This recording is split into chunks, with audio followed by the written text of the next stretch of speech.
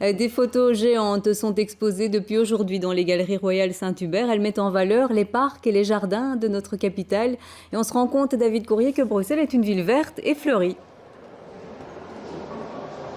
Et oui, Muriel, et je dirais même la galerie ici, les Galeries Saint-Hubert finalement ont un rapport avec les jardins et les fleurs. Figurez-vous que le Vaudeville d'ailleurs était, il y a déjà un certain temps d'ailleurs, un marché aux fleurs. Donc il y a comme des odeurs de fleurs et de jardins ici dans cette galerie. Encore plus avec ces photos qui sont exposées, ces photos géantes, 18 photos. Ce sont des photos qui ont été prises par 3 photographes. J'ai à côté de moi un des photographes, c'est Thomas Delvaux.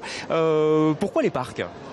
Pourquoi les parcs ? Eh bien, on a été abordé en septembre par la Société Linéenne et de Flore qui organise l'année de Flore, justement, qui a lieu de maintenant jusqu'à décembre 2014. C'est d'ailleurs au niveau international aussi, l'année de Flore. Et du coup, on s'est intéressé aux parcs, évidemment. Ils sont adressés à Photogalerie.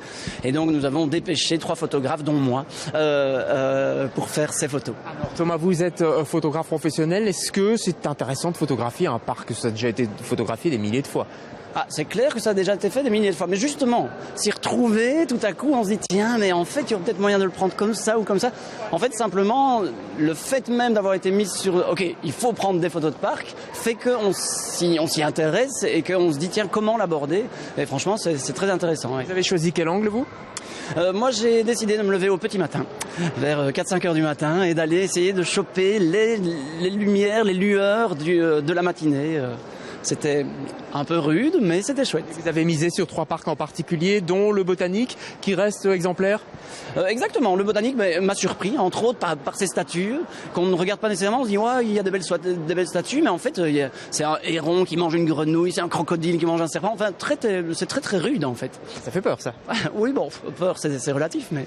Voilà, merci Thomas. Si vous voulez découvrir, Muriel, les photos de ces 3 photographes, ils sont 3. Elles sont ici affichées de façon géante. Vous les voyez certainement derrière moi dans les Galeries Saint-Hubert. Et puis, il y a une exposition aussi où vous pouvez découvrir d'autres photos de ces photographes ici au numéro 10 de la galerie. Et je rappelle que tout ça lance une grande opération dont on reparlera d'ailleurs sur Télé Bruxelles. C'est l'année de Flore. On va parler donc de fleurs, Muriel.